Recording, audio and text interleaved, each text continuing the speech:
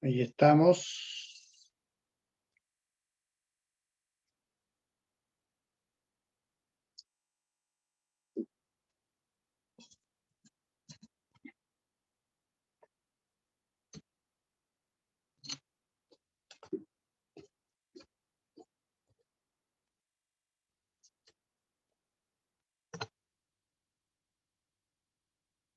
¿Se ve la pantalla ahí? Sí. Sí, profe. Muy bien.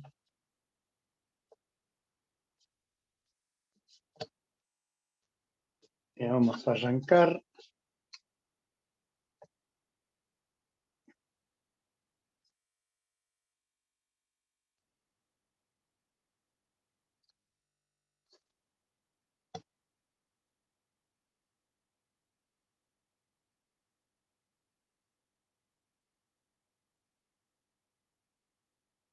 Bien. Lo que vamos a hacer ahora es hacer un pequeño repaso, como lo dice allí el título, de lo que habíamos visto en la clase pasada, digamos, antes de que comenzáramos con el tema del práctico, esa clase vacante que nos quedó. Ya habíamos dicho de que íbamos a comenzar viendo el tema de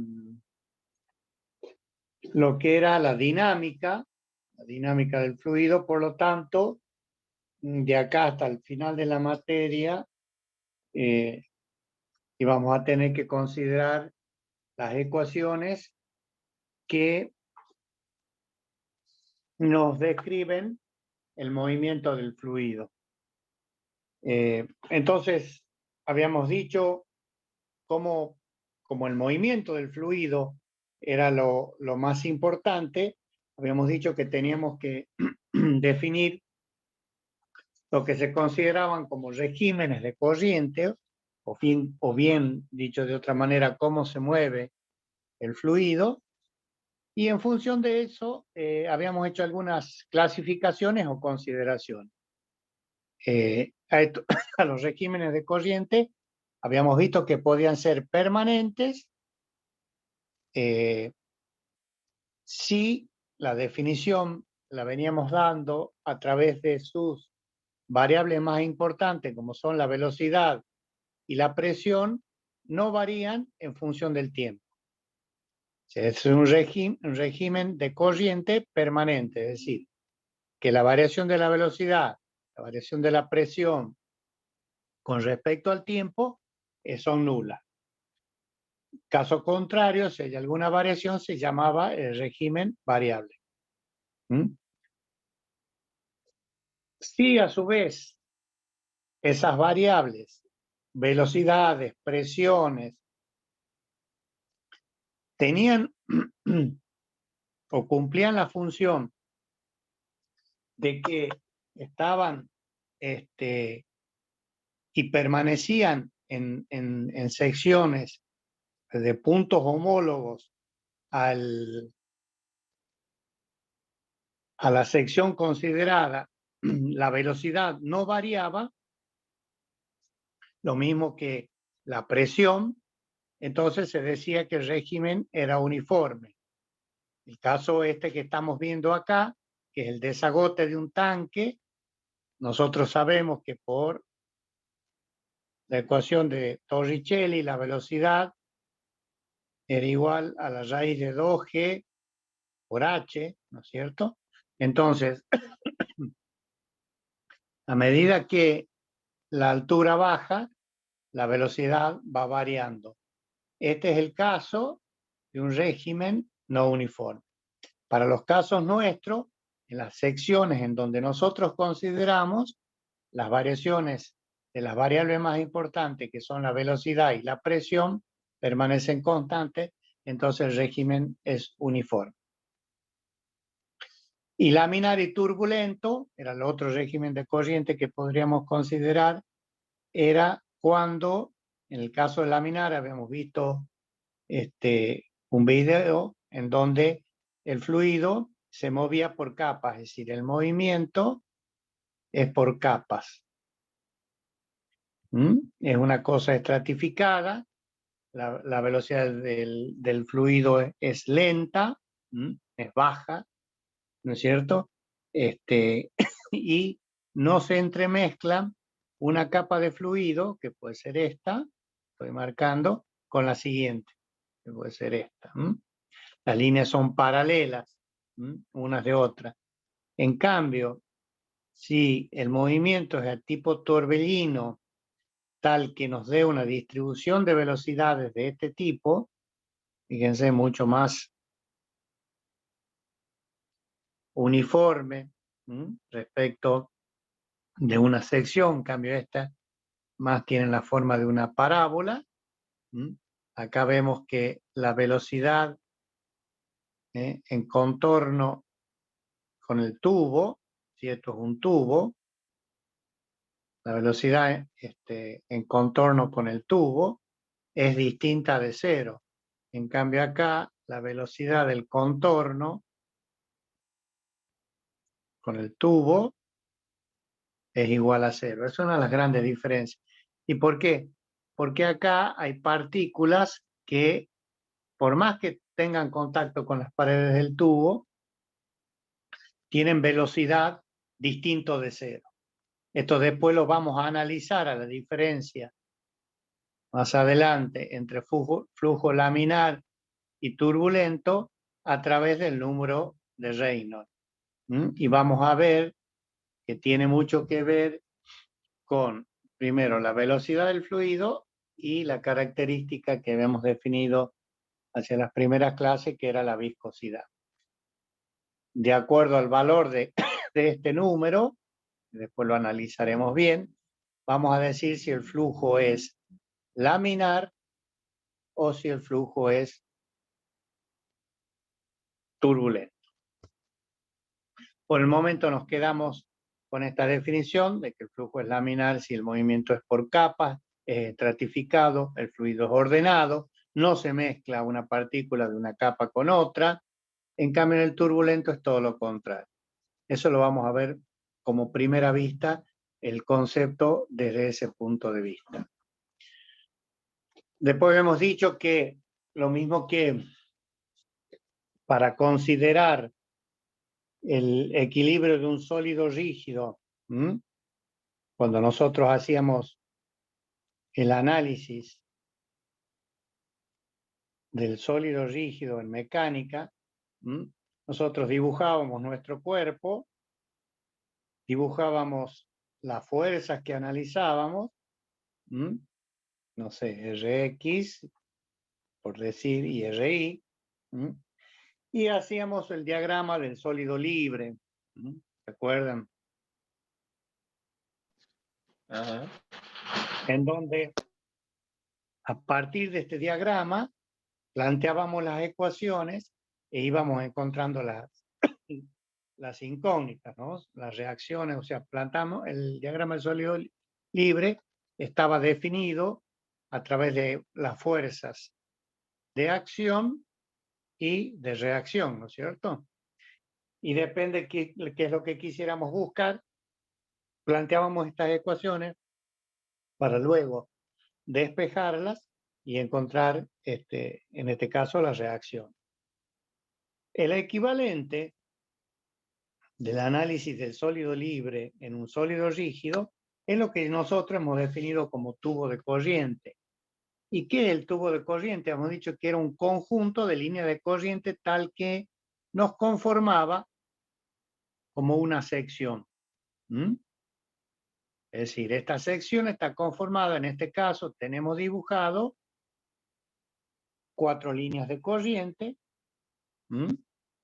Entonces, ese conjunto de líneas de corriente nos daba lo que nosotros denominábamos tubo de corriente, que es el equivalente al sólido rígido para hacer el análisis dinámico. porque fíjense que acá tenemos definida una área, un diferencial de área, fíjense que tenemos definida una velocidad, y en cada sección, bueno, habrá un área 2, como dice acá, un área 3, una B3 y una B2, ¿no es cierto? Entonces, fíjense la equivalencia que existe en un tubo de corriente y en un sólido rígido. Para el análisis dinámico, cumplen idénticas condiciones, nada más que al ser el fluido deformable y adoptar la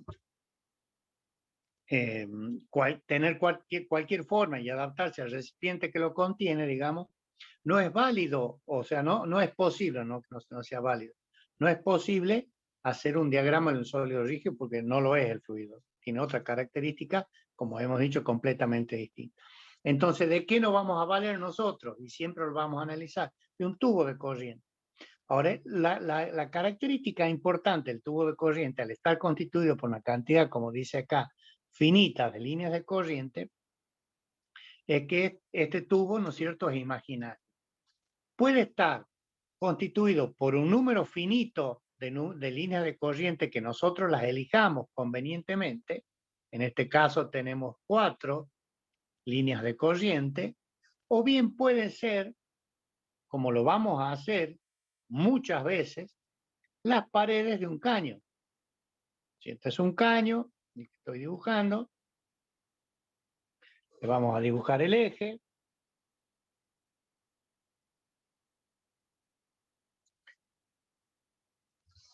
En general van a ver ustedes que lo vamos a poder resolver de esta manera.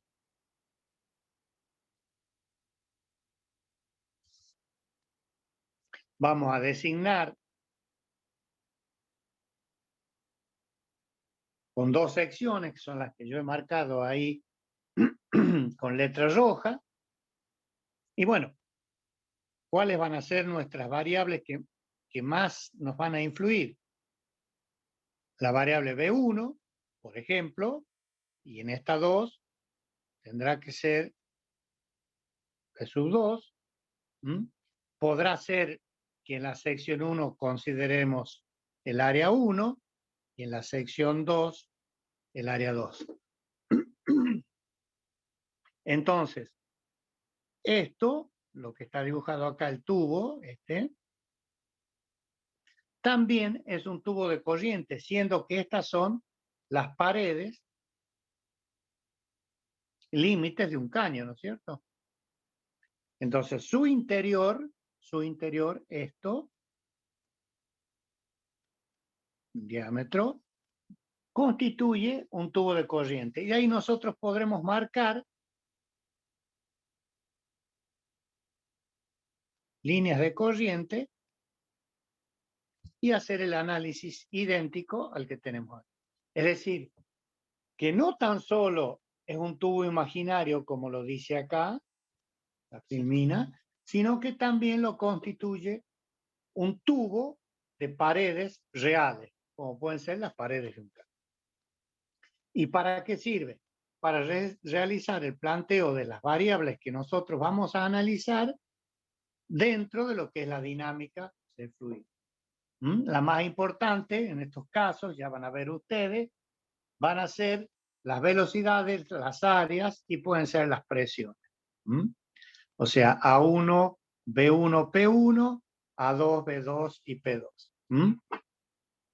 Y en función de eso, podremos ir resolviendo. Eso entonces, a manera de repaso, también lo vimos.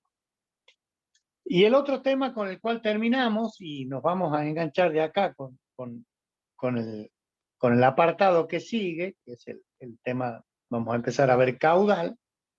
Habíamos dicho el flujo, que teníamos que analizar el flujo de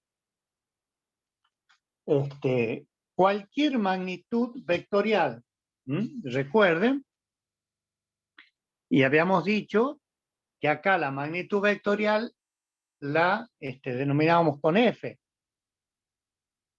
Y en el sentido genérico, F es un vector. No hay por qué asociarlo a este vector únicamente a una fuerza. Puede ser o no puede ser. Cualquier magnitud vectorial va a corresponderse a través de una sección S, va a atravesar esa magnitud vectorial, reitero, puede ser fuerzas, pueden ser velocidades, y va a conformar lo que se llama el flujo a través de esa sección.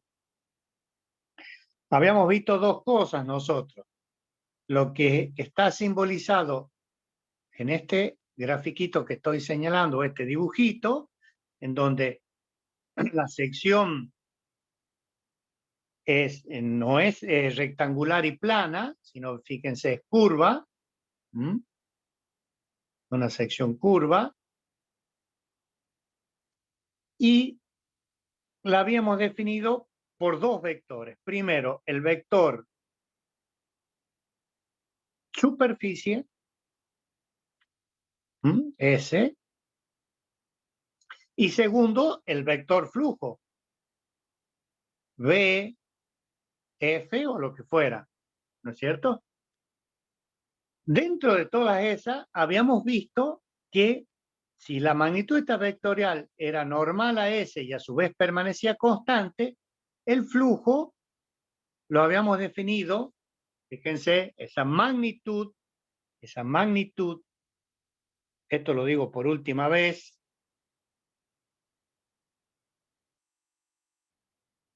esa magnitud escalar era igual al producto del módulo del vector, de la magnitud vectorial, por el área. Y habíamos hecho la comparación o el parangón con el flujo de un campo eléctrico en este caso, en donde veíamos que según la posición respecto al campo que tomaba la sección, ese flujo iba variando de ser nulo, acá en el caso A, ¿no es cierto? El flujo es 0, a ser máximo, el flujo máximo, en el caso B. A, B, C, D. En el caso D, llamémosle D a este.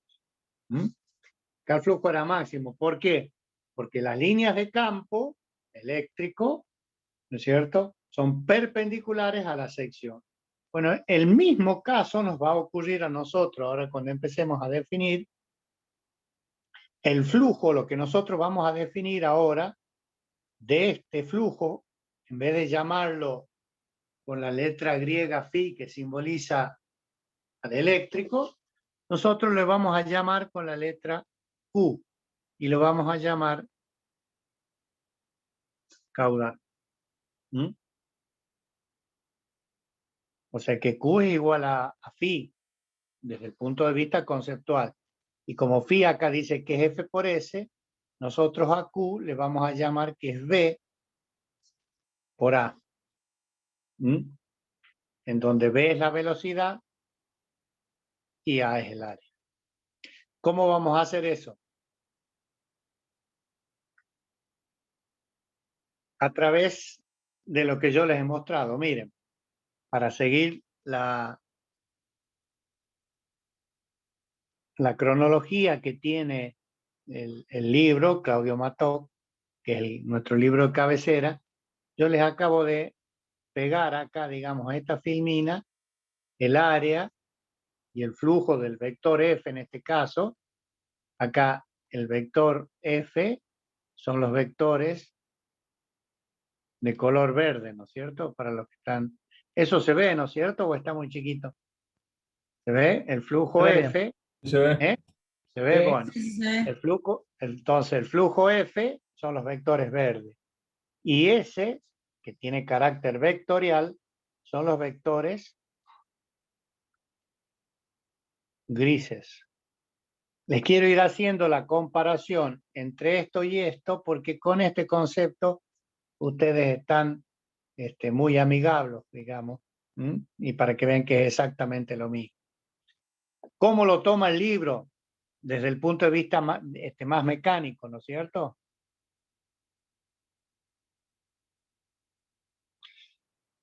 Toma una sección plana y nos dice que el caudal, si la velocidad es paralela a esa sección, el caudal es nulo. Ahora bien, si la velocidad, que en este caso está designada por la letra C, tiene una dirección cualquiera, siempre será posible a esta velocidad C descomponerla en dos componentes paralelas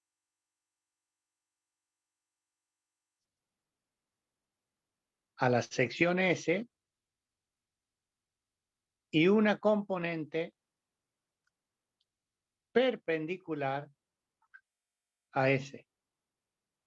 Entonces, en este caso, las dos componentes paralelas son C1' y C1 segunda. Acá son C1' y C1 segunda. Y la componente perpendicular acá, si es muy chiquita no importa, en el libro está, o después cuando suba la filmina la van a poder ver, se llama C sub n o componente normal de la velocidad. Entonces, vamos a definir el concepto de caudal como la cantidad o el flujo de fluido que atraviesa esta sección por unidad de tiempo. Entonces, la definición de caudal es esta que está acá. Me dice el flujo por unidad de tiempo. L cubo sobre T. Recuerden que en el sistema internacional nuestras magnitudes son M, L y T. Bueno, yo digo que el caudal se define como la magnitud de L, que es una longitud al cubo, en una unidad de tiempo T. Estas son entonces las magnitudes fundamentales.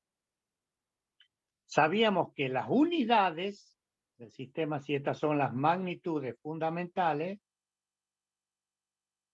las unidades fundamentales son de M, ¿se acuerdan? Nuestro sistema es másico, era kilogramo, de L era el metro y de T el segundo. Por lo tanto, el caudal Q, si me dice que su magnitud fundamental, lo vuelvo a escribir, es L sobre T, reemplazando, me va a quedar en unidades igual al metro cúbico por segundo. Fíjense ustedes que la definición es exactamente igual a la que vimos recién y la única componente que a nosotros nos va a producir caudal es la componente normal a la sección. La componente normal a la sección. Acá el libro hace la discriminación, dice que C, esto es lógico, es lo mismo, analicen un poquito acá arriba a la derecha esto, habíamos dicho que la magnitud, resolver esta integral puede llegar a ser complicado, digamos, si la velocidad v va variando punto a punto, ¿no es cierto? Entonces, ¿qué vamos a hacer nosotros? Vamos a hacer una simplificación. Vamos a decir que la velocidad v es una velocidad media. Entonces, esta velocidad, en el libro le llama c, pero nosotros nos vamos a acostumbrar a trabajar con v, por lo que yo les acabo de decir. Para nosotros el caudal va a ser igual al producto de la velocidad por el ar. Y v, la velocidad la vamos a simbolizar con la letra B, no con la letra C, como hace acá. Por el área. Al área le vamos a poner A, a veces acá le pone S. Nosotros vamos a usar esta forma. Entonces, C, ¿qué es C? Q sobre A, pero C medio. O sea, velocidad media. Por lo tanto, de todos estos vectorcitos verdes que estamos viendo acá arriba a la derecha, si varían punto a punto, nosotros vamos a hacer el promedio. Y esa va a ser la fórmula que vamos a emplear. Entonces, nuestra fórmula y nuestra definición va a ser así.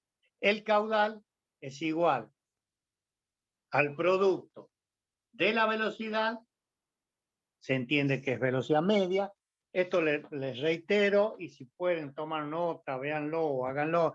Cuando enunciemos problemas y le digamos que en la velocidad de la sección vale tanto, si yo digo que B,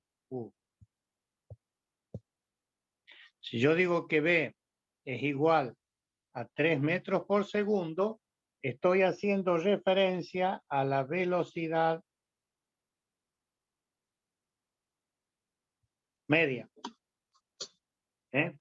Entonces, nuestra fórmula de aplicación va a ser Q igual a B por A. Como el área o los tubos o los caños normalmente son de sección circular,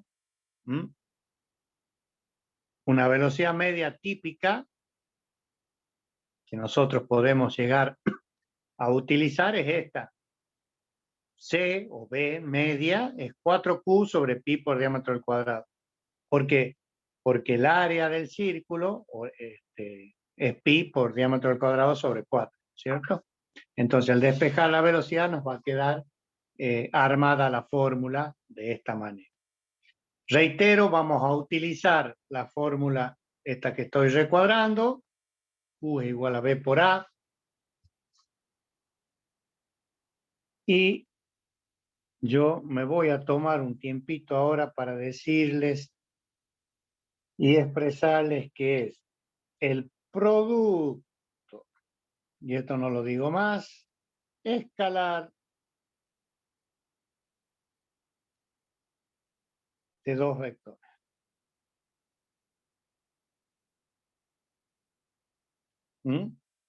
El vector B y el vector A. Por todas las consideraciones que hicimos de cómo podemos representar el área a través de una magnitud vectorial. Entonces, un escalar, caudal Q, que las medidas que nosotros vamos a utilizar o las unidades fundamentales son del sistema internacional y sabemos que es el kilo, el metro y el segundo, y al ser el caudal una magnitud elevada al cubo dividido en tiempo, las unidades serán el metro cúbico por segundo. Ya sean, se puede utilizar según sea el número o la consideración del problema en la parte práctica, múltiplos o submúltiplos de esto, ¿no? O sea, ojo, no siempre el caudal va a venir expresado en metros cúbicos. Puede ser decímetros cúbicos, puede ser lo que fuera. Pero siempre va a ser una magnitud de longitud al cubo dividido una magnitud de tiempo para que nos dé el tema del caudal. El tema del caudal así representado nos da a nosotros un concepto bastante mecánico. Yo entiendo que a esta altura ustedes ya han cursado, digamos, materias, ¿no es cierto?, de termodinámica. Y en termodinámica, lo vamos a ver un par de diapositivas más adelante, se utiliza más el caudal másico. que es lo mismo, en vez de el caudal másico en mecánica, ya lo vamos a ver enseguida, se le llama G, y una unidad de caudal másico G se va a representar por 1 kilo por 1 segundo, ¿no es cierto? En nuestro sistema internacional, digamos. Bueno, en termodinámica se utiliza esto, porque es mucho más representativo de qué cantidad de masa está pasando en la unidad de tiempo. Nosotros más nos vamos a guiar por la fórmula esta, que está acá, que es un caudal volumétrico. La diferencia entre uno y otro da vuelta en ρ, no es otra cosa que ρ, que es la masa, ¿no es cierto? La vuelta entre uno y otro. Pero bueno, eso ya lo vamos a ver enseguida. Por lo pronto quiero decirle que conceptualmente es lo mismo. Conceptualmente es lo mismo. Nada más que desde el punto de vista mecánica, en la mecánica de los fluidos, los que más vamos a utilizar es el caudal volumétrico. Volumétrico, ¿por qué? Porque es una unidad de longitud al cubo dividida en la unidad de tiempo. Y la otra, que es el másico, es la unidad de peso, la otra magnitud fundamental del sistema internacional, dividido en el tiempo. Muy bien.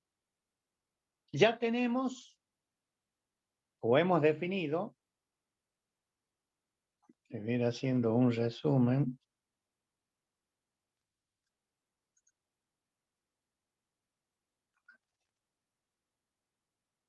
Q, habíamos dicho que era igual a B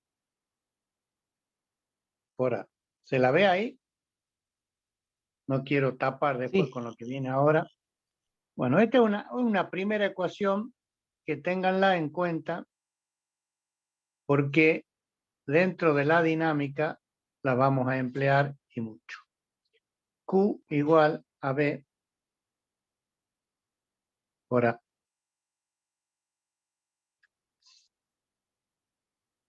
Otra ecuación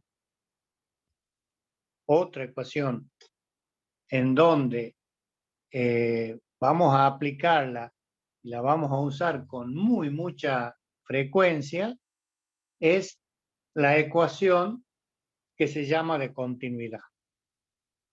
¿Y de qué se trata esto? Veamos primero cuáles son las hipótesis en las cuales nos vamos a basar para poder aplicar la ecuación de la continuidad. Son esas 4 cositas que están explicadas allí, esos 4 puntos, que si ustedes ven a la izquierda, yo les he dibujado un tubo de corriente, no le he dibujado, he copiado, digamos, un tubo de corriente.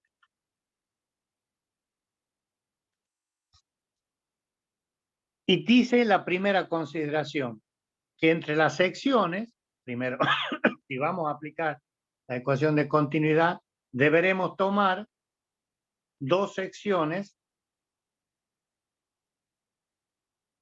de referencia.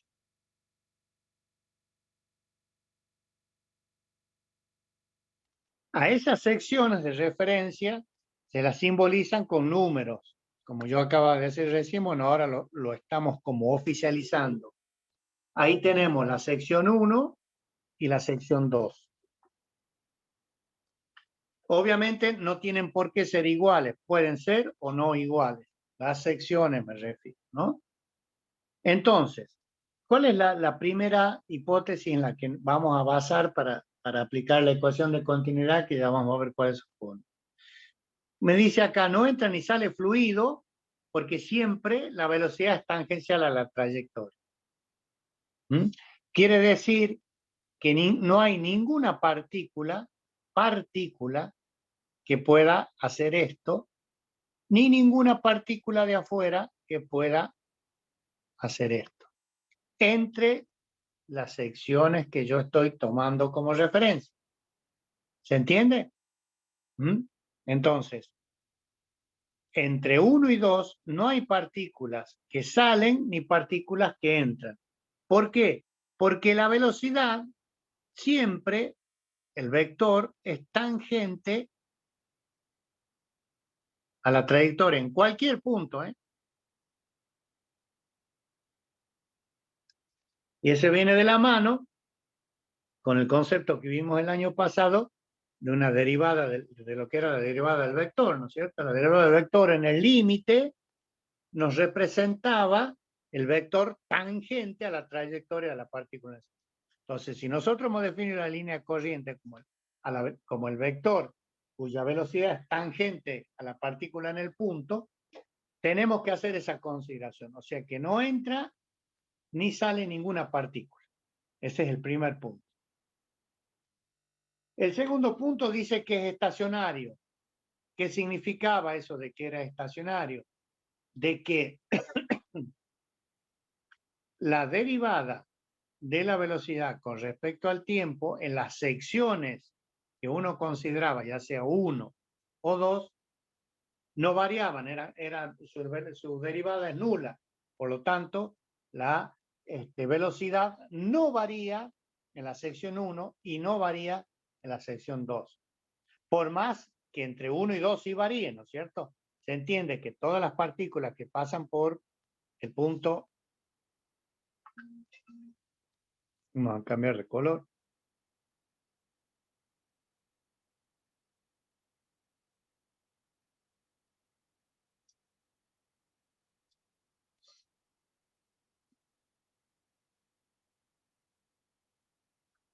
Esas tres partículas que yo he dibujado de azul, cuando pasan por la sección 1, tienen la velocidad v sub 1. Y cuando pasan por la velocidad, por la sección 2, tienen la velocidad v sub 2. Entonces, ese era el concepto por el cual decíamos que no había variación de la velocidad y a ese flujo lo llamábamos estacionario. A ese flujo lo llamábamos estacionario. Este otro concepto, el 3, no se crea ni se destruye masa. Eso está muy relacionado con el estudio que hacemos nosotros de la mecánica de los fluidos. Es decir, nosotros con la física cuántica o física de partículas no tenemos nada que ver. O sea, ¿qué me quiere decir este punto 3? Que no hay ni fusión ni fisión de partículas entre 1 y 2, tal que ese caudal másico, ahí sí, si quieren verlo desde ese punto de vista, el caudal másico es mucho más útil, es constante. Es decir, no hay variaciones de masa entre 1 y 2. No se crea ni se destruye masa. Por lo tanto, el 4 es una consecuencia directa del 3. La masa que entra en el tubo de corriente es igual a la masa que sale. Esto ya es la aplicación de esto que está escrito acá. Fíjense, acá está la magnitud caudal, porque es C, el flujo del vector C en el área A1, y al poner ρ estamos simbolizando, te lo dijimos desde la primera clase, a través de la definición de la densidad, que es igual al el cociente entre la masa y el volumen. Entonces estamos poniendo en juego, el concepto de caudal. ¿Qué me dice? Que la densidad en 1 por la velocidad en 1 por el área 1 es igual a la densidad en 2, la velocidad en 2 y el área 2, y lo mismo para 3, para 4 o para lo que sea. Secciones que yo considere hagan falta estudiar. A todas les digo que es constante. A todas las secciones les digo que el caudal es constante.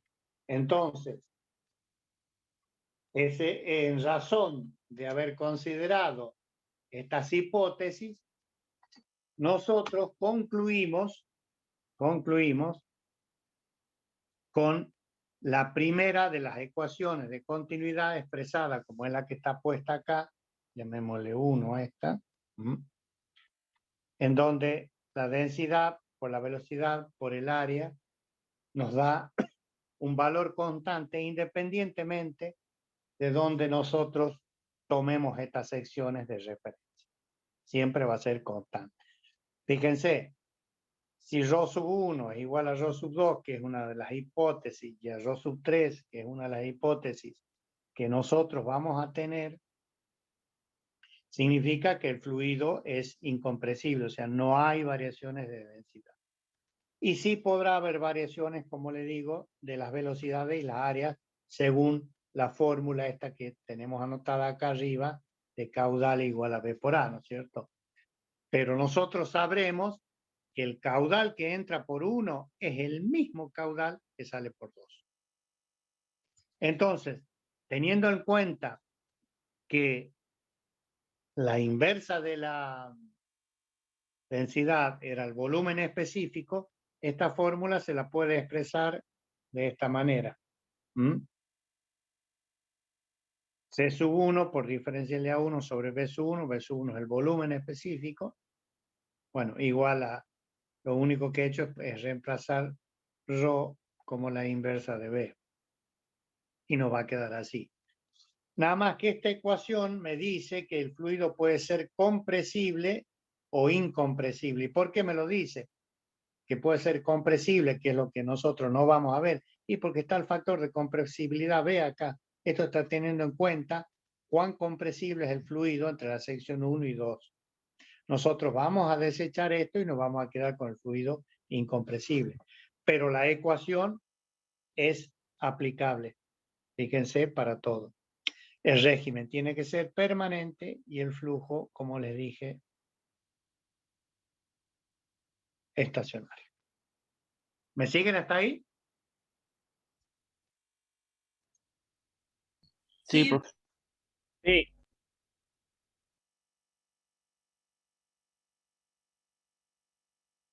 Bueno, ahí está la ecuación.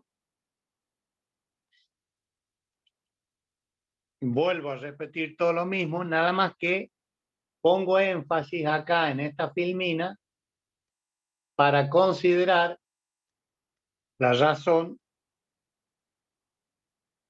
de cómo la vamos a emplear nosotros. Y fíjense que acá el autor dice, o el libro dice, incompresible solamente. Incompresible solamente. Fíjense que la ecuación de partida es la misma. Pero ¿qué le falta? Rho. ¿Y por qué le falta Rho? Y es lógico que le falte Rho porque nosotros estamos diciendo que nuestro fluido es incompresible, o sea que este es el mismo que este y es el mismo que este. O sea, al ser la densidad igual y no variar, se lo puede simplificar. Por lo tanto, acá nos independizamos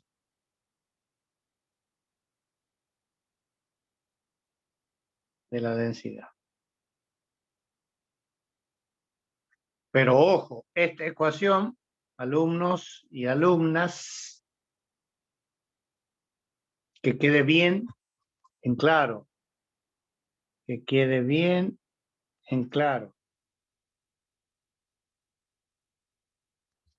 Flujo incompresible. Ahí está. ¿Cómo hacen ustedes? Entonces, ya tenemos otra ecuación más. Entonces, la ecuación de continuidad la vamos a poner directamente así. A ver, la que vamos a utilizar nosotros. Vamos a borrar. Ahí está. La ecuación de continuidad la vamos a usar así. B1 por A1 es igual a B2 por A2 y es igual a B3 por A3. Esa será la ecuación de continuidad. Y ya tenemos otra ecuación de que Q es igual a B por A. Entonces, fíjense la cantidad de herramientas que vamos agregando de a poco para empezar a tener bases, digamos, para hacer el análisis dinámico del movimiento de un fluido. Bueno, acá yo lo que le he querido traer a colación, que es lo que les decía recién, que es exactamente lo mismo, ¿no es cierto?, una que otra. Nada más que aparecen primero lo que hemos denominado esto, caudal másico.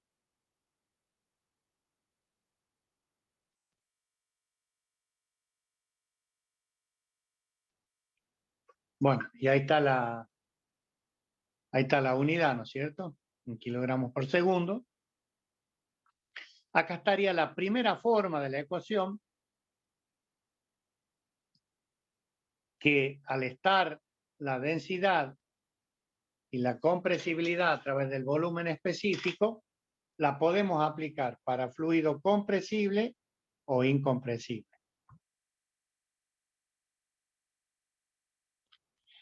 Y la fórmula del caudal que acabamos de decir y que luego se va a traducir en ecuación a partir de ella, en ecuación de continuidad, fíjense que desaparece, o sea, como regla mnemotécnica,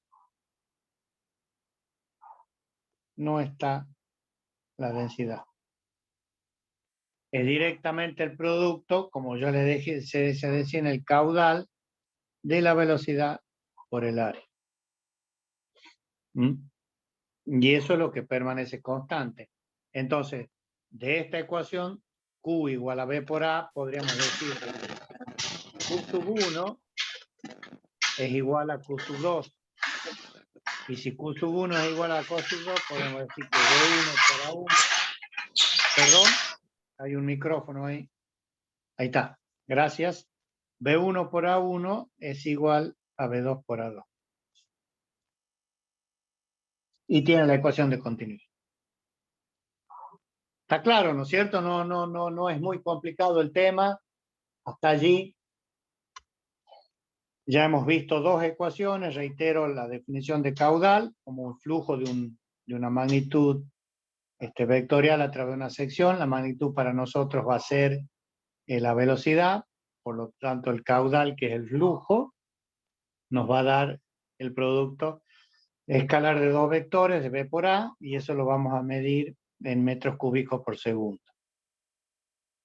Y después la ecuación de continuidad, en base a que el movimiento es estacionario, no entra ni sale materia en las dos secciones de referencia, los tubos de corriente son estacionarios y son permanentes, se puede llegar a la ecuación de la continuidad como una derivación de lo anterior, que me dice que esto que está acá, que B sub 1 por A sub 1, es igual a B sub 2 por A sub 2. Eso es sintéticamente, mi abuelo el pájaro, de lo que hemos hecho hasta el momento. Bien, teniendo en cuenta estas dos ecuaciones, ahora tenemos que agregar otra herramienta que le hace, digamos, el honor, o le da el título, digamos, al capítulo que estamos viendo. Y es la que se denomina... ¿Qué pasa?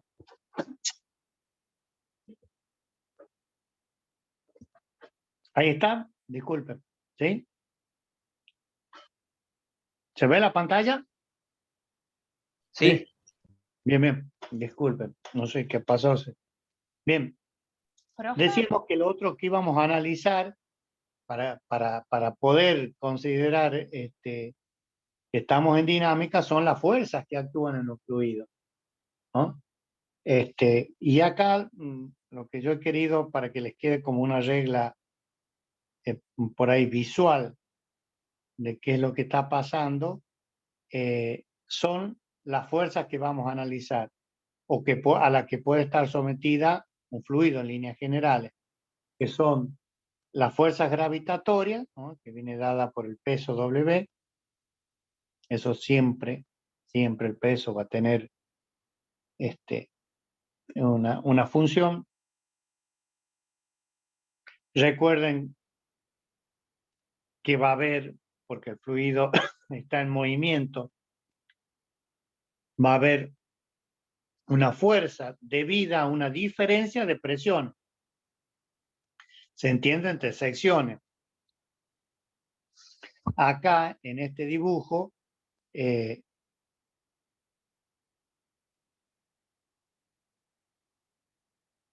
a ver, bueno. En este dibujo lo que tenemos es las fuerzas debidas a la presión, las tenemos simbolizadas con estos vectores.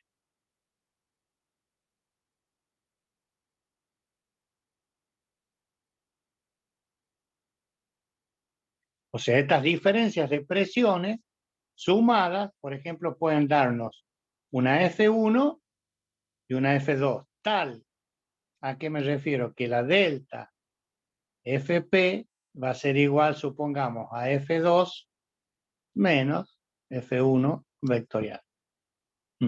Esas son las fuerzas las fuerzas debidas, perdón, a la diferencia de presiones. Las fuerzas viscosas también aparecen en un fluido, fuerzas viscosas. Existen las fuerzas elásticas, debidas a la compresibilidad.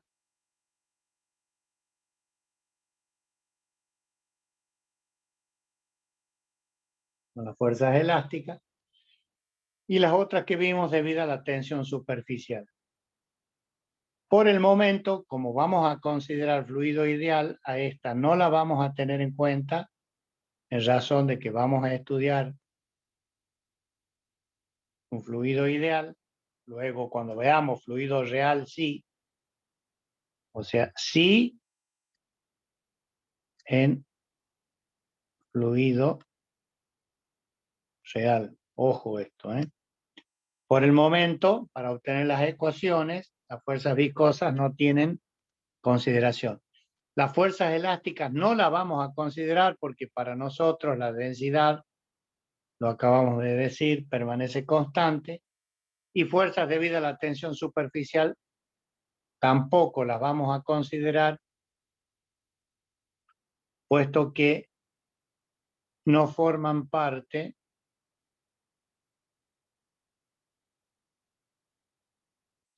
de nuestro estudio, o para hacerlo más corto, de nuestra materia. Es decir, nuestra materia no considera fuerzas debidas a la tensión superficial. Esa la estudian mucho los químicos cuando es necesario, por ejemplo, llenar el molde de una matriz con algún producto, donde la tensión superficial del elemento juega un papel importante. Para nosotros y a los efectos del cálculo, no las vamos a considerar. Y bueno, acá viene un poco el análisis y lo que les he adelantado se los he puesto en otro color acá, ¿no es cierto? La fuerza gravitatoria es el peso. Sí, esta la vamos a tener en cuenta siempre. Las fuerzas debidas a las diferencias de presiones son las que originan el movimiento, también lo vimos. Las fuerzas viscosas, ahí están, nulas porque se trata de un fluido ideal. Ojo, esto lo vamos a poner, pero se analizan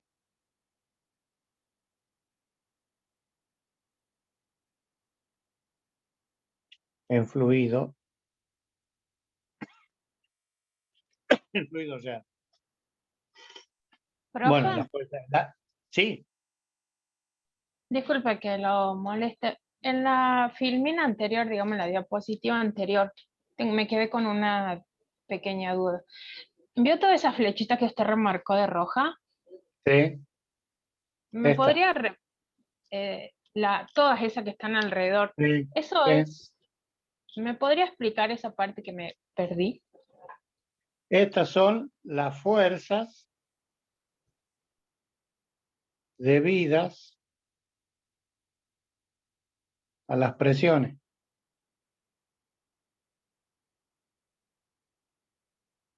Si vos tenés un diagrama de un sólido libre de un pedazo de fluido, así, le consideramos el peso, W.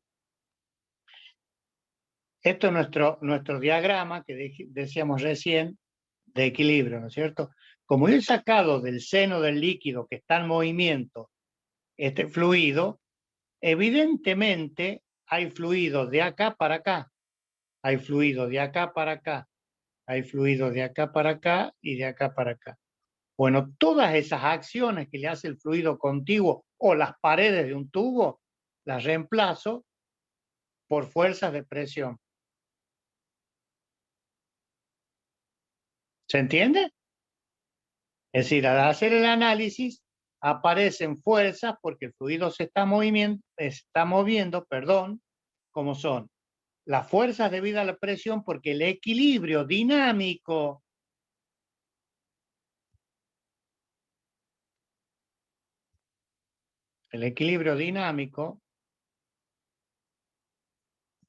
me dice que las resultantes que actúan sobre el cuerpo tienen que darme una aceleración. ¿Cuáles son esas resultantes? Las fuerzas debidas a la presión, María.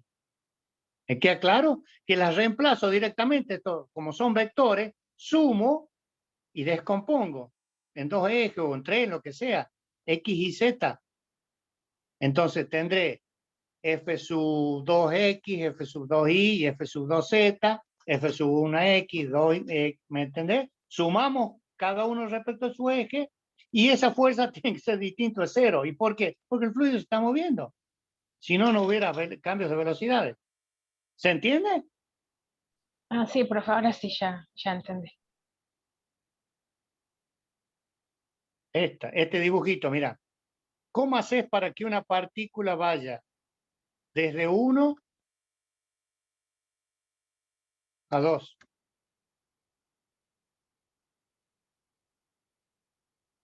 ¿Qué es lo que harías vos, María?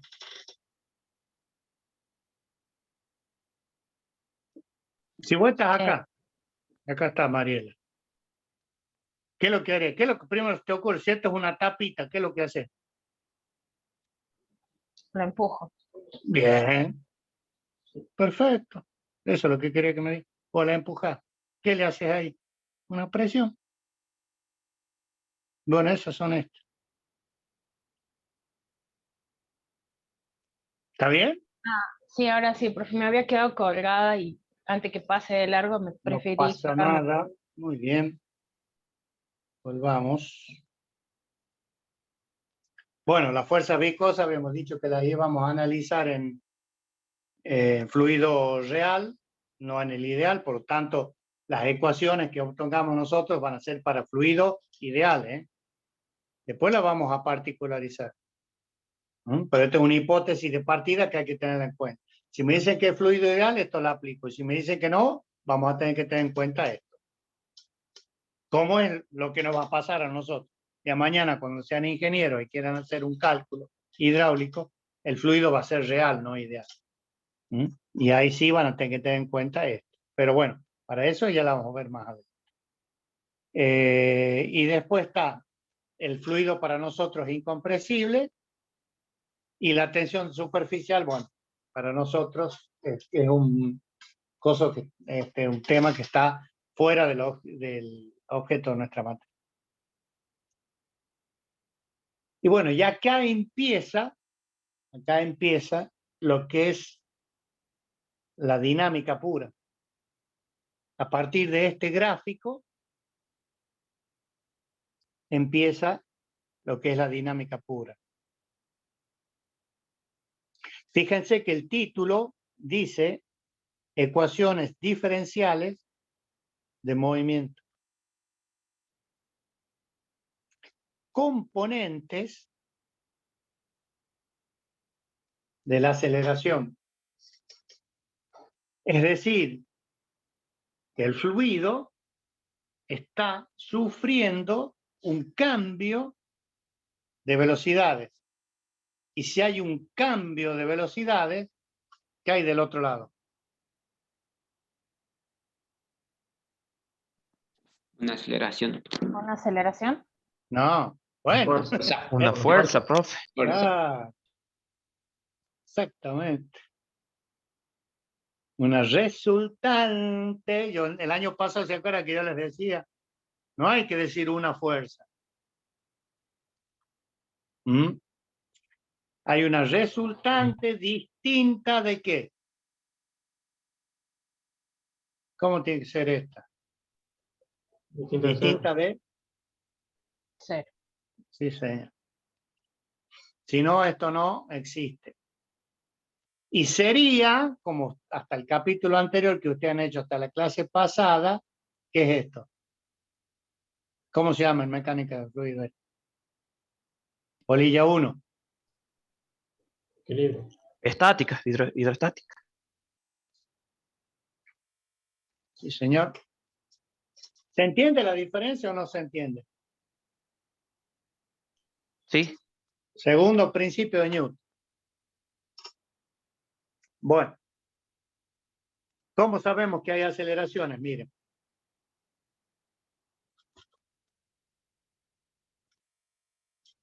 Y acá es B.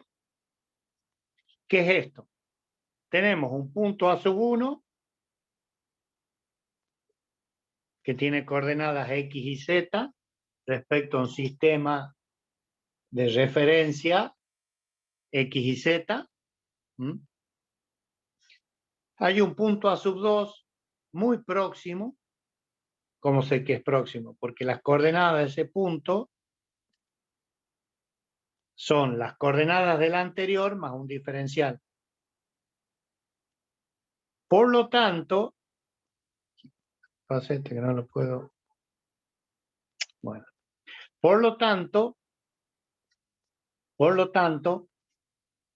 la distancia entre A1 y A2 es un diferencial de S. O sea, está muy próximo en definitiva. ¿Y cómo sé yo de que este fluido ha sido sometido a una aceleración? No me hace falta, fíjense que acá no hay dibujada ninguna fuerza. ¿Ven alguna fuerza ustedes acá entre A1 y A2? No. No. ¿Y por qué decimos y estamos convencidos de que está acelerado el fluido entre A1 y A2? Porque el vector V en A1 no es el mismo que el vector V en A2. Acá yo no lo quise hacer, pero si uno quisiera saber cuánto vale V acá, sería este, ¿no es cierto? La suma. Digamos, sumando estas dos componentes según X e Y, ¿no? Faltaría la Z. Pero fíjense, la dirección que tiene el vector B en A1 y la dirección que tiene el vector B en A2. Por lo tanto, hay algo que ha variado de acá hasta acá. El módulo puede ser el mismo, pero varió la dirección. Por lo tanto, los vectores V de A1, por llamarlo de alguna manera, esto es invento mío, esto no está en el libro. V de A1 es distinto a V de A2. Y si es distinto a V de A2, alumnos, es porque hay una aceleración. Bien, ¿qué herramientas vamos a tomar? Y nosotros vamos a tomar las herramientas del análisis matemático 2. Esta función, digamos, para ir de el punto A sub 1 al punto A sub 2, hay que proyectarlas según estos tres ejes, X, Y y Z. ¿Mm? Por lo tanto, si este es un diferencial de la trayectoria, porque diferencial de S es la trayectoria de la partícula, la trayectoria entre A sub 1 y A sub 2. ¿Me siguen hasta ahí, no es cierto? ¿O no? Sí, sí, sí, sí. Es importante esto, en serio, les pregunto a todos para que me lo digan. ¿Está bien? Esperen un minuto.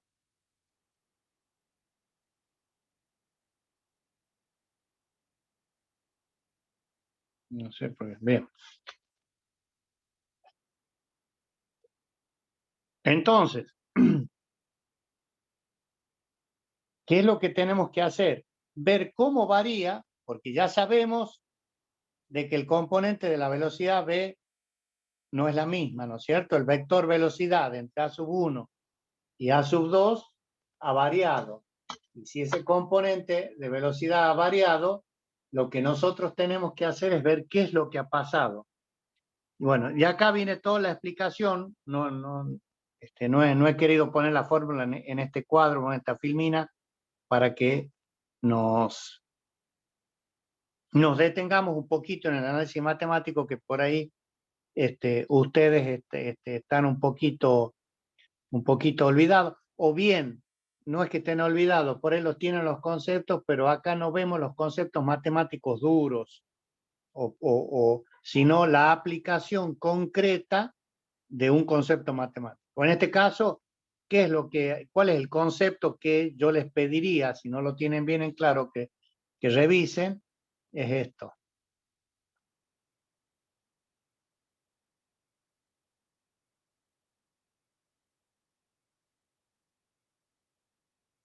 El concepto de derivada parcial.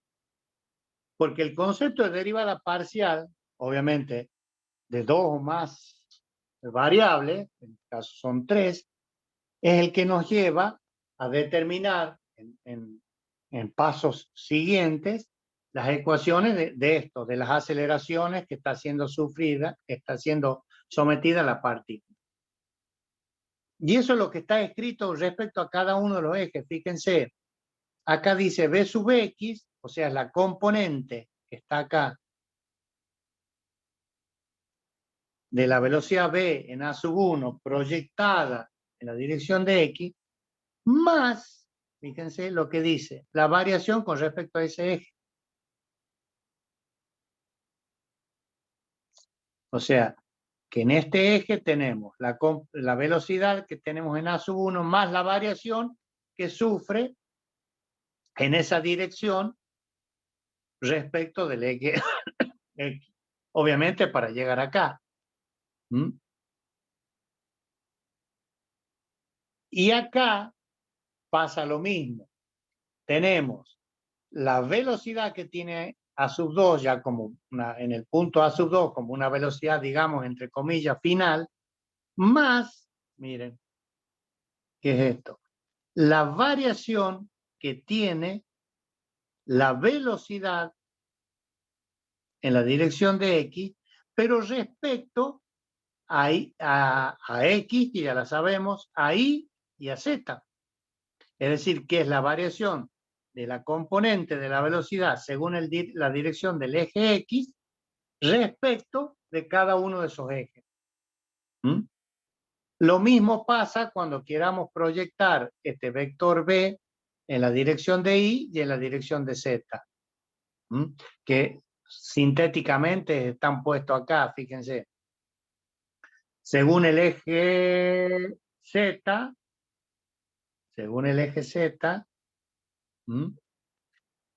es B sub Z, según el eje Y es B sub Y y según el eje X es B sub X. Ahora, este punto es la variación de la velocidad según el eje X, por lo que la variación que ha sufrido según el eje Z, que es esta. Lo mismo pasa acá con el eje Y, es la variación de X más la variación que ha sufrido la componente del vector B en la dirección del eje Y. Y así sucesivamente. Entonces, con esto, con estas ecuaciones, tenemos definido, no son ecuaciones, perdón, lo que son, hemos expresado las variaciones según cada uno de los ejes que ha tenido el vector velocidad B. Ahora la vamos a aplicar a esta, ¿no es cierto? Es utilizar la herramienta derivada parcial del análisis matemático 2 a través de una función que es trayectoria, que le llamamos diferencial de S, y ver qué le pasa a la partícula entre el punto A sub 1 y el punto A sub 2.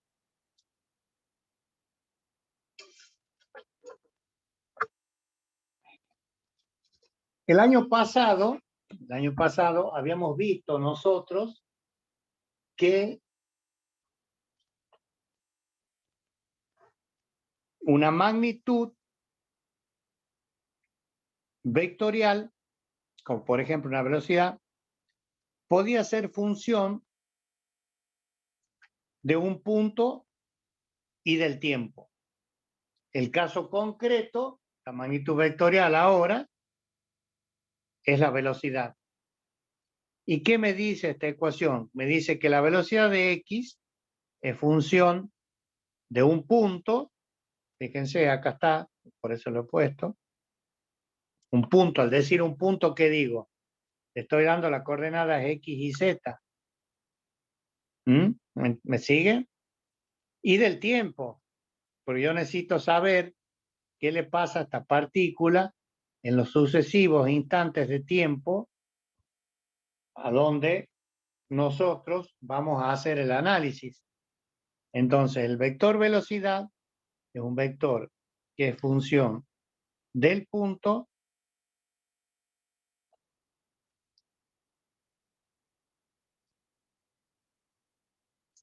y del tiempo.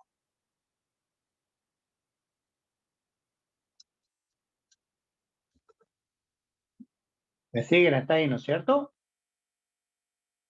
Bien. ¿Esto qué nos da a nosotros? El flujo de velocidades.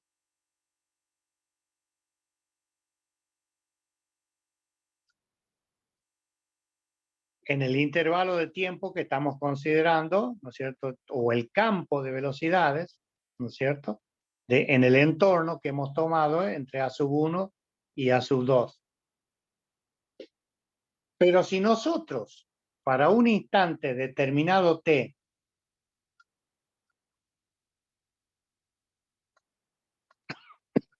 un tiempo,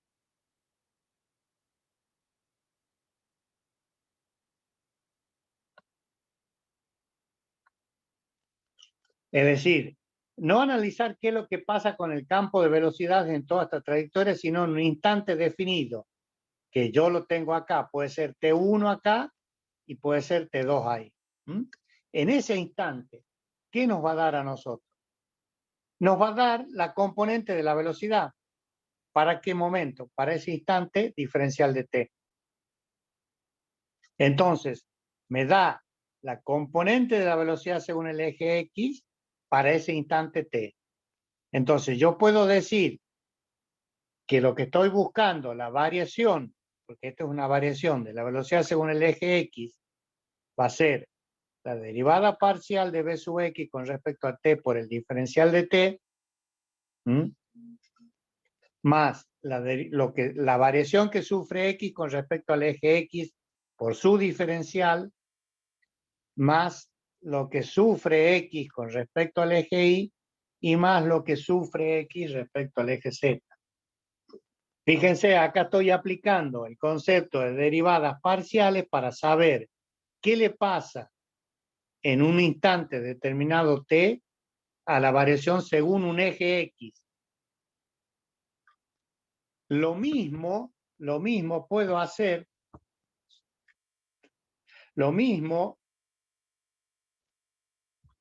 discúlpenme, puedo hacer para Y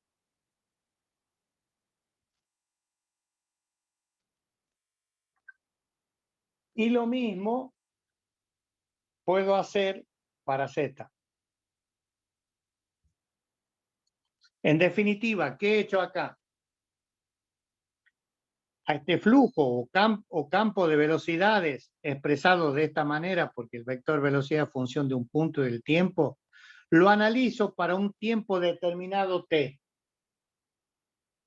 Y aplicando el concepto este que tenemos visto acá de derivadas parciales, lo puedo poner o puedo calcular la velocidad según el eje X, Y y Z, haciendo uso de la determinación de la variación que sufre cada uno de las componentes de este vector en X, en Y y en Z, teniendo en cuenta sus variaciones respecto a cada uno de sus ejes.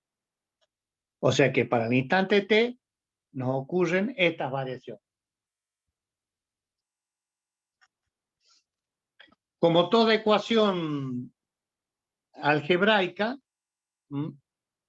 si nosotros dividimos por t ambos miembros, o sea, dividimos esta por t y esta por t, lo mismo acá.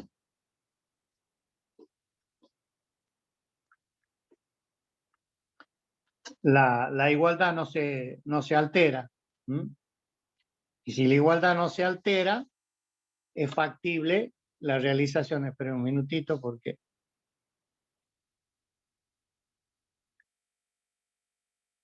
quiero volver a...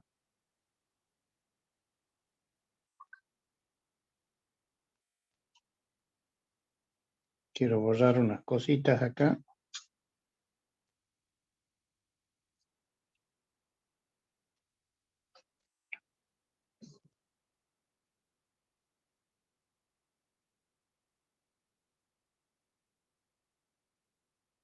Ahí está.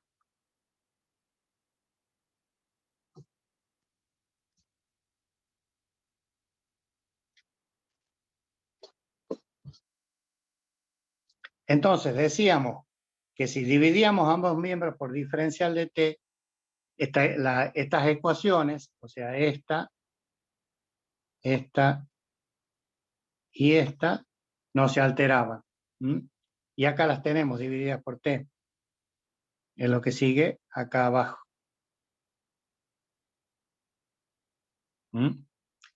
Diferencial de b sub x con respecto a t, bueno, acá se cancela.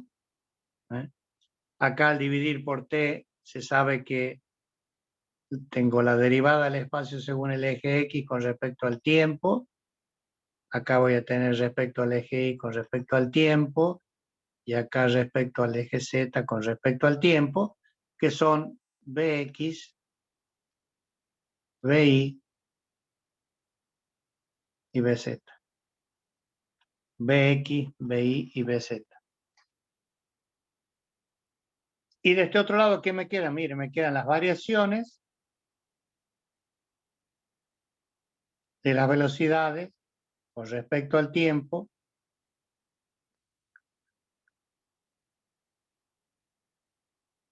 respecto a cada uno de los ejes. Entonces, ¿estos qué son? Aceleraciones. O sea, la derivada de b sub x con respecto al tiempo es la aceleración según x. La derivada de la velocidad con respecto al tiempo es la aceleración según el eje y. Y la derivada de la velocidad con respecto al eje z con respecto al tiempo es la aceleración según el eje z. Y acá nos dice cuánto vale.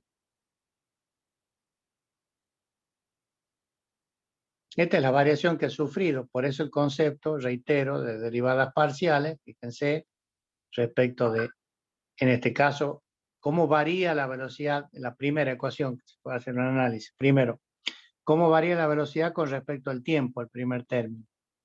El segundo término nos dice cómo varía la velocidad con respecto a ese eje, el X. El tercer término nos dice cómo varía X con respecto al eje Y. Y el cuarto término nos dice cómo varía X con respecto al eje Z. Esto que yo les venía explicando en la filmina pasada al ver la B sub X, esta,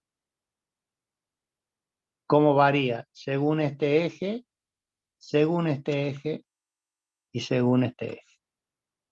¿Cómo lo hacemos a eso? A través del análisis de la derivada parcial. Y para no tomar el campo o flujo del campo de velocidades, lo particularizamos en un tiempo determinado t. Entonces sabemos qué pasa acá en A sub 1 y luego veremos qué pasa en A sub 2. Bien. Ahora viene una simplificación que es bastante importante y que es, no lo puedo sacar a eso, ¿qué no? Bueno, no sale. Quiero sacar esa línea roja y no lo puedo sacar. Una variación bastante importante. Nosotros habíamos definido que nuestro flujo era estacionario. Lo anoto acá.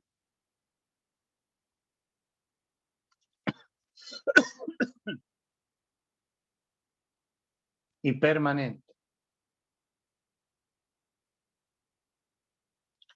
Estas hipótesis no las perdemos nunca. Nunca. O sea, nosotros de acá hasta fin de año vamos a analizar flujos estacionarios y permanentes. Vamos a analizar flujos estacionarios y permanentes. ¿Qué significa eso? Recuerden, yo les dije que todas las partículas, a ver si puedo cambiar de color acá, todas las partículas que están en A1 tienen una velocidad v sub 1. Lo que decíamos recién, la sucesión de partículas que pasan por A sub 1 tiene una velocidad v sub 1. Y la sucesión de partículas que pasan por A sub 2 tienen una velocidad v sub 2. Por lo tanto, no hay variaciones de la velocidad respecto al tiempo. Si no hay variaciones de la velocidad con respecto al tiempo por la consideración esta de que es estacionario y permanente, su derivada vale 0. Entonces, la fórmula anterior es esta,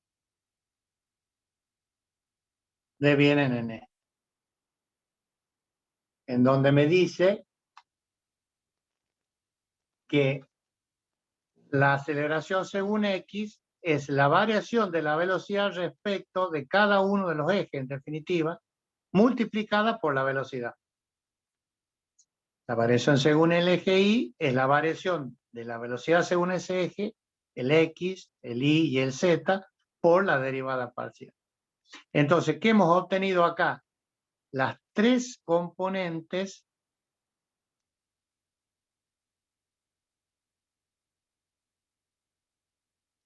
de la aceleración.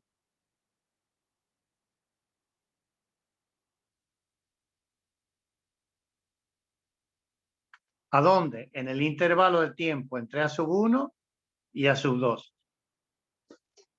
Por lo tanto, fíjense, y a modo de resumen, nosotros podemos decir de que la partícula de fluido que se está moviendo en un diferencial de S de arco muy próximo a sub 1 de A sub 2 está siendo sometida a una variación de velocidades respecto a cada uno de los ejes.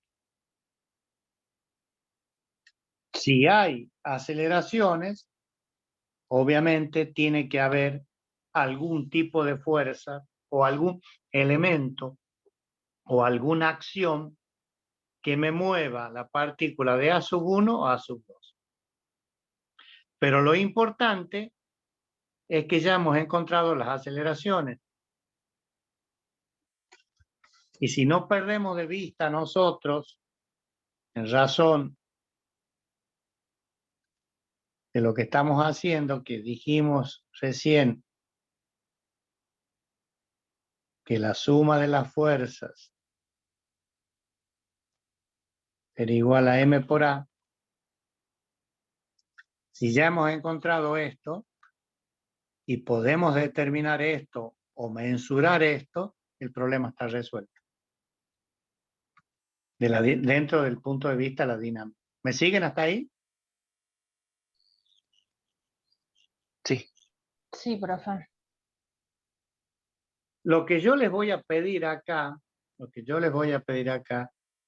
con mucho entusiasmo, digamos, y mucha vehemencia, que no se pierdan en el desarrollo matemático, en que normalmente, ¿cómo hago para pasar de una a otra? ¿Qué es lo que hago? A mí lo que me interesa es que mantengamos bien el concepto de este campo de velocidades o flujo de velocidades que tenemos, qué es lo que pasa en cada uno de estos puntos y cómo hacemos el análisis. El resto es un poco mezclar el análisis matemático con el álgebra e ir adecuando las ecuaciones para llegar a estos valores que son los que verdaderamente a mí me interesan, que son los valores de la aceleración. Pero no se pierdan en el dibujo, en el análisis, en la derivada parcial y todo lo demás, y sí concéntrense al momento de repasar o de leer esto o de estudiar, en que estamos resolviendo una ecuación de la dinámica en donde F es igual a M por A, en donde F es igual a M por A. En función de eso ya tenemos una parte resuelta. Ahora vamos a ir a la carga por la otra parte, por esta, por la F. ¿Está bien? ¿Me siguen hasta ahí? Sí, profe. Bien.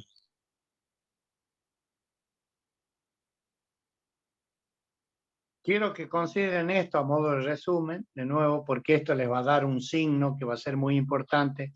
Esta es una superficie cerrada y habíamos visto cuando estudiamos flujo que en la superficie cerrada los vectores que la representan son todos salientes. Los vectores, ahí está, diferencial de superficie son todos salientes. Es por eso nada más. Y yo les quiero recordar eso, en toda superficie cerrada los vectores son salientes. ¿Y por qué le digo esto? Porque cuando veamos en el gráfico siguiente empecemos a utilizar, recuerden que yo les dije que lo que queremos hacer nosotros es M por A. Esto ya lo hemos determinado, estas aceleraciones. Ahora, estas fuerzas tienen módulo, tienen dirección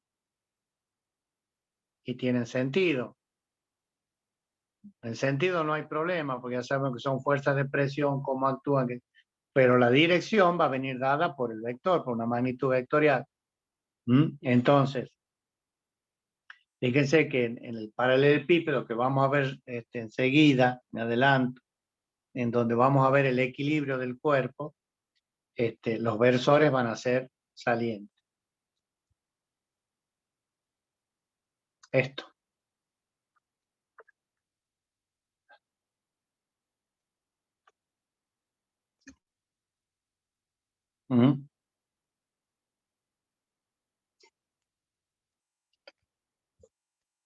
¿Qué vamos a considerar acá entonces? Una partícula A que tiene un peso. Fíjense, se está moviendo.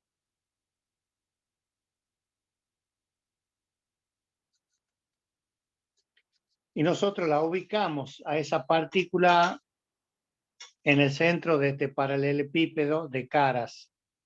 Diferencial de I, diferencial de Z y diferencial de X. Este es nuestro volumen, nuestro sólido rígido, en donde vamos a considerar y ver qué es lo que le pasa a nuestra partícula. Recuerden, para esto,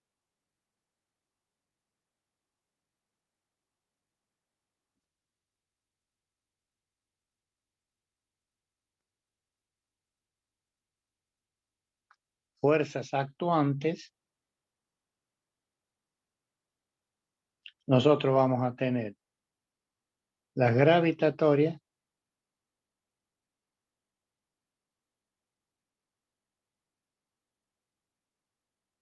y de presión.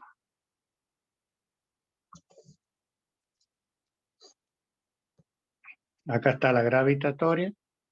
Como es una partícula, es un diferencial. Fíjense, es ρ por, acá está B, o sea que el producto de esto por esto me da M, la densidad por el volumen, y ahí está G, M por G.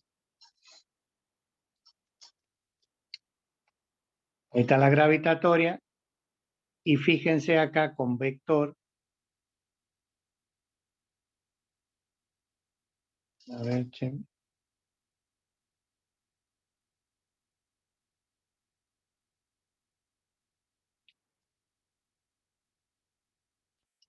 Esto es presión, y esto es un diferencial de área. Por lo tanto, esto me va a dar, en este caso, un diferencial de fuerza. A su vez, ¿qué hacemos? Esto es lo que yo le decía recién a la compañera, ¿no es cierto? Si yo he tomado esta partícula que tiene esta trayectoria y que pertenece a este volumen o este paralelepípedo, esto dinámicamente está en equilibrio. Entonces, si yo extraigo este cubito de hielo, digamos, si lo salco al cubito de hielo, no lo puedo sacar muy graciosamente si no le agrego las acciones del medio circundante que hacen sobre él. Si no, voy a romper el equilibrio. Y así como lo hago para el eje X,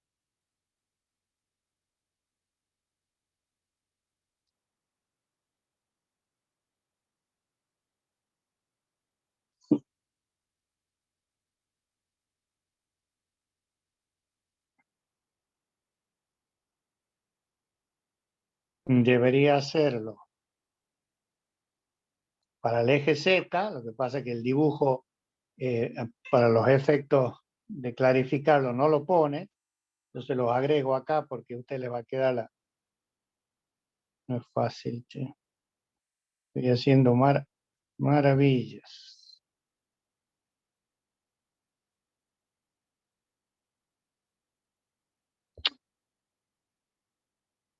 A ver. Ahí está.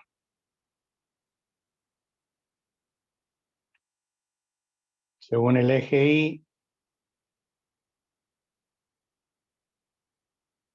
se emporca mucho el dibujito, pero bueno.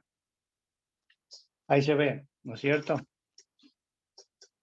Si quieren poner así, en gris, vamos a poner en verde, perdón. Según Y, para que les quede más o menos.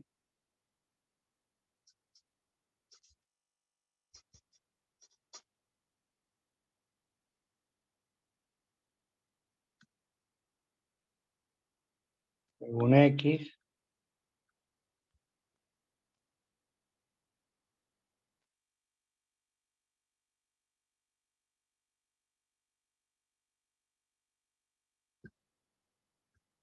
Bien.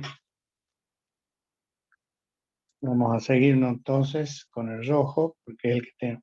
Queda claro, ¿no es cierto? Nada más que no vamos a hacer el análisis, no lo vamos a hacer el análisis según el eje Y y Z, porque el dibujo se complica y no nos va a conducir a nada.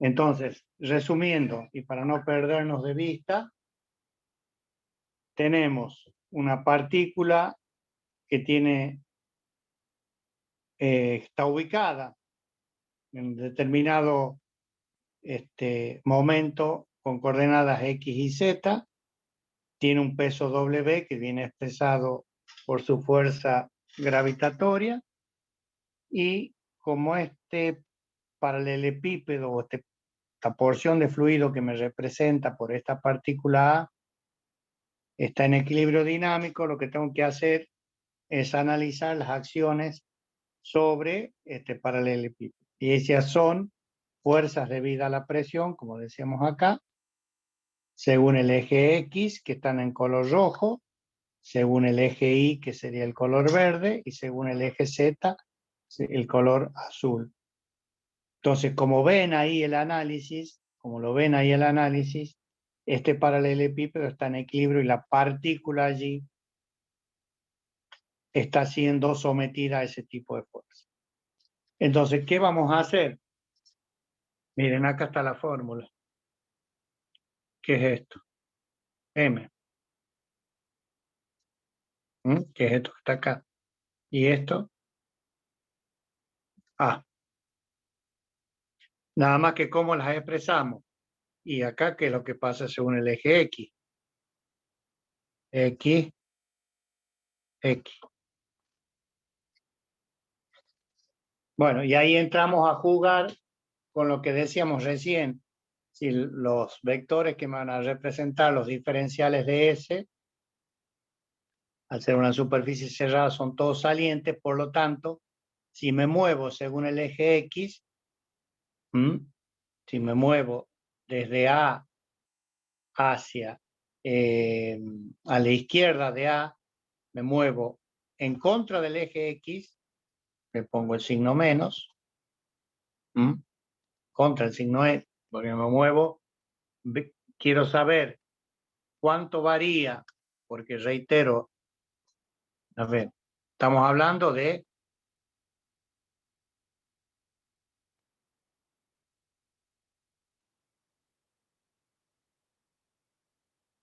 ecuación diferencial, ¿no es cierto? Están derivadas parciales, pero son diferenciales, ahí están. Entonces, quiero ver qué variaciones hay de A hasta esta cara, desde A hasta esta cara, según el eje X, y así sucesivamente, desde A a la cara Z de arriba, y desde A a la cara Z de abajo, desde A a la cara Y, y de adelante, y de A a la cara Y de atrás. Entonces, como me estoy moviendo, y ahí sí que tengo que tener en cuenta, desde A a la izquierda voy en contra del eje X, le pongo el signo menos, porque hay una variación negativa. Negativo porque voy en dirección contraria a lo que estoy presuponiendo como positivo. Entonces, la presión menos la variación que existe entre este punto y este punto. ¿Me siguen hasta ahí? Fíjense, esto es de X sobre 2, ¿no? Para allá, menos, y para allá, más. Entonces, presión menos la variación que sufre la presión según el eje X. Menos,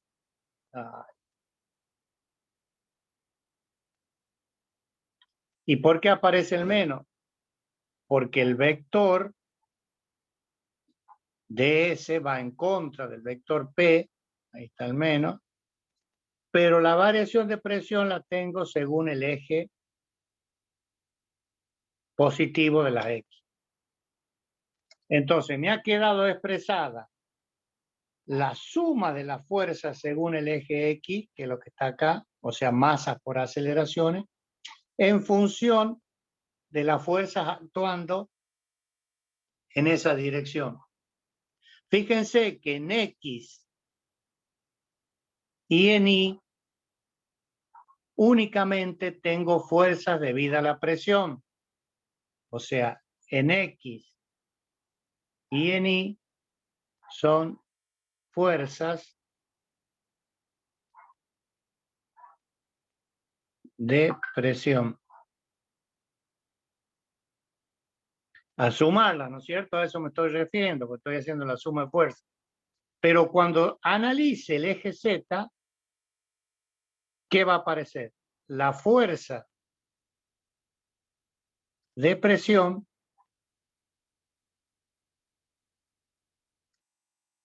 más la fuerza del peso. ¿Me siguen?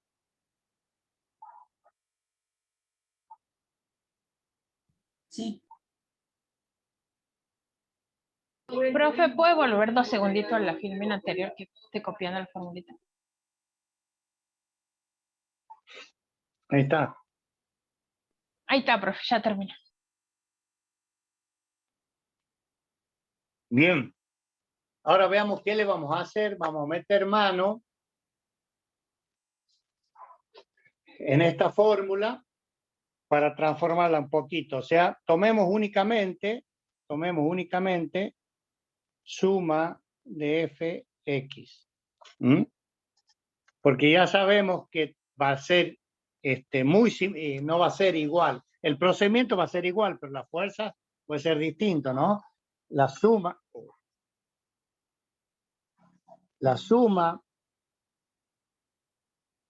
de fuerzas según el eje Y van a ser similares. Porque en esa dirección únicamente hay fuerzas de presión. ¿Está bien? Entonces el procedimiento para X va a ser similar al procedimiento para Y. Y le vamos a agregar la fuerza del peso cuando hagamos Z. Bueno, lo que hacemos acá es resolver esto. ¿Mm? Al resolver esto y dividir todo, porque fíjense que queda únicamente esto, del primer miembro, o sea que desaparece esto. Para que esto desaparezca, ¿qué es lo que tengo que hacer? Dividir ambos miembros por este valor.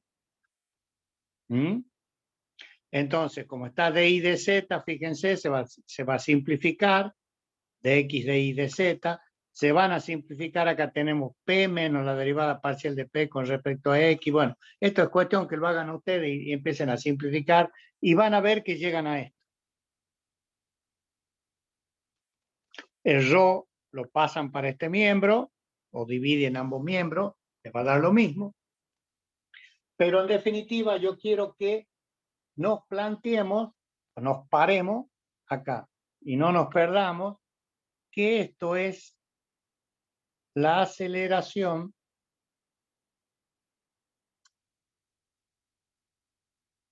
según el eje X.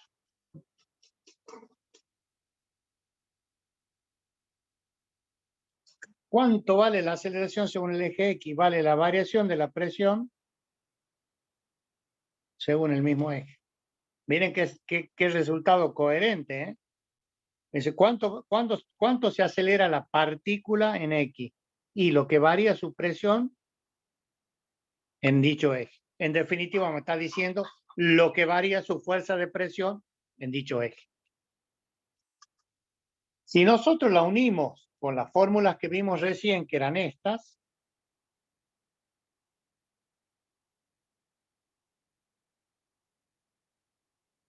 cuando obtuvimos recién, que les dije en 2 filminas anteriores, vamos a volver para atrás, estas, son estas, ¿no es cierto?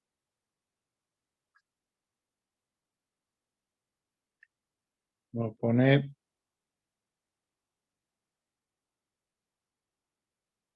estas ecuaciones, estoy diciendo alumnos.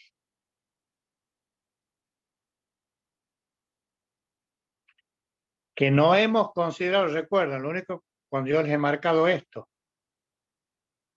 F igual a M por A. Por lo tanto, las aceleraciones son lo mismo, es decir, la aceleración que sufre esta partícula para ir desde este punto a este punto es la misma que tiene que sufrir cuando está siendo sometida a nuestro estado de fuerza. Por lo tanto, ustedes tienen acá, ponemos el segundo miembro, en el libro lo van a ver y lo van a ver así, o sea, es muy sencillo, igualando, entonces tienen la aceleración según el eje X, es igual a la variación de la velocidad según dicho eje. Por lo tanto, si uno esta fórmula con esta fórmula, que es lo que yo estoy buscando, Me queda esto.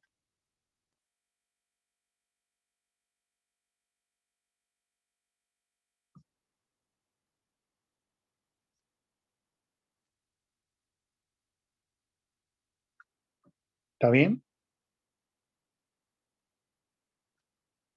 O sea, fíjense, nosotros hemos analizado a esta partícula que está siendo sometida, en el caso este, a las fuerzas debidas a la presión y a la gravitatoria, ojo.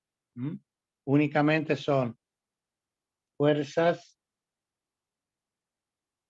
de presión y gravitatoria. Entonces acá hemos sacado las aceleraciones que sufre la partícula respecto al eje X. Lo mismo nos va a quedar según el eje Y. ¿Y por qué nos queda lo mismo? Y por esto, miren, ahí les pongo con la flecha. Fíjense que son exactamente iguales esta con esta.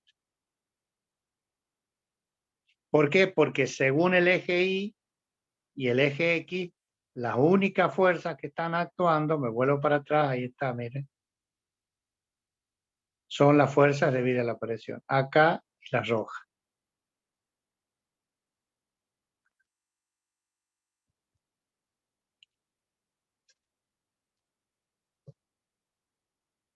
Obviamente la que va a variar es esa. Acá aparece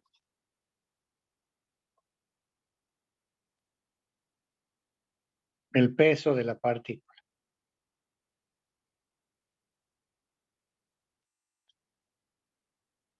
Es la única diferencia. Ahí tienen, mira.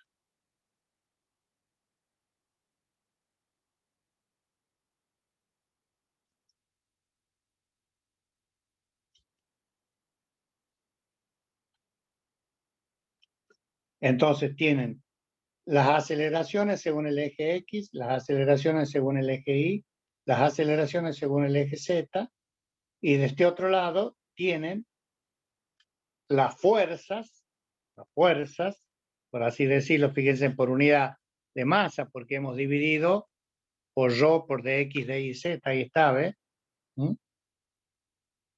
Y nos dan, estos vendría a ser F igual a M por A, según el eje X, según el eje Y y según el eje Z. ¿Me siguen hasta ahí? Es medio denso esto, pero acá terminamos. Estas son las que se conocen como nombre de ecuaciones de Euler. Puesta en forma completa, porque bueno, acá está lo que habíamos obtenido con las aceleraciones y acá están las fuerzas, ¿no? Bien, con esto termino con lo que les voy a decir. De esta hipótesis, ustedes no tienen que separarse nunca. Es decir, que cuando nosotros apliquemos esta ecuación, que no la vamos a ver de esta manera, sino ya la manera resuelta, vamos a ver la próxima clase, tienen que saber que el régimen es permanente. Al decir que el régimen es permanente, ya saben, el fluido es ideal y no hemos visto en ningún momento que sea incompresible. Perdón, no hemos visto en ningún momento que hemos hablado de factor de compresibilidad, porque la densidad acá únicamente habla de ρ, si no varía, es una constante, por lo tanto al resolver esta ecuación, ρ va a salir afuera en todas. ¿Por qué? Porque es constante, el fluido es incompresible. La fuerza de gravedad, la única que actúa como fuerza exterior, o como acción, digamos, que le llamamos en la mecánica. ¿Me siguen hasta ahí? Sí, profe. Sí, profe. ¿Les ha quedado claro? Yo les pido que lean. No es difícil, reitero. Véanla físicamente, qué es lo que estamos haciendo, y van a ver que no tiene nada de raro, y obviamente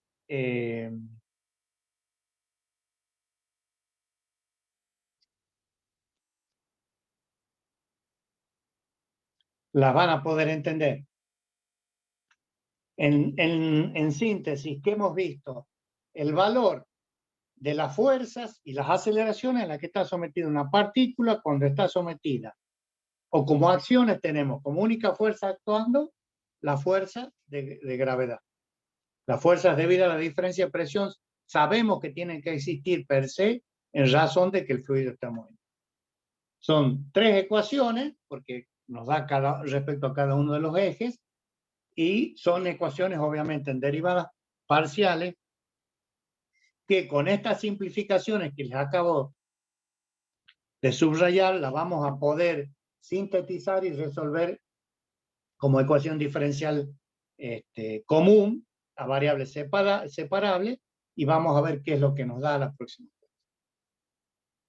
¿Me siguen hasta ahí? Sí, profe. Bien. Bien. Yo, lo último, me quedan 2 minutitos. Se presentó, no sé, Ávila, Nicolás. Páez, profe. ¿Eh? Páez, Nicolás también. A ver, primero Ávila, ¿está? No. Sí,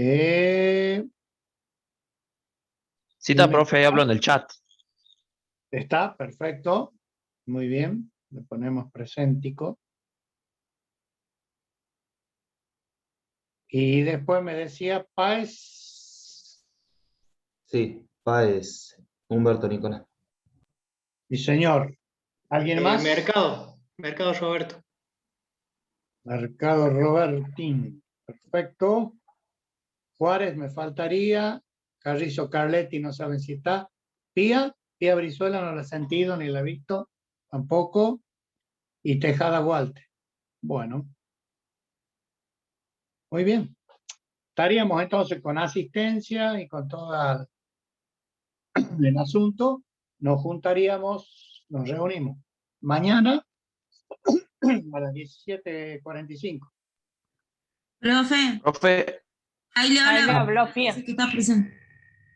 De Pía, no me anda el mic. Muy bien, Pía. A ver, espérate. Ah.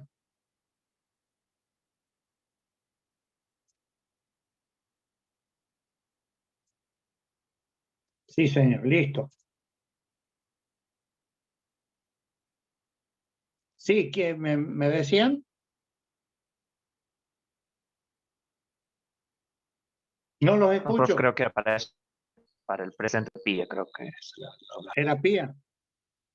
Bueno, cualquier cosa, esperen que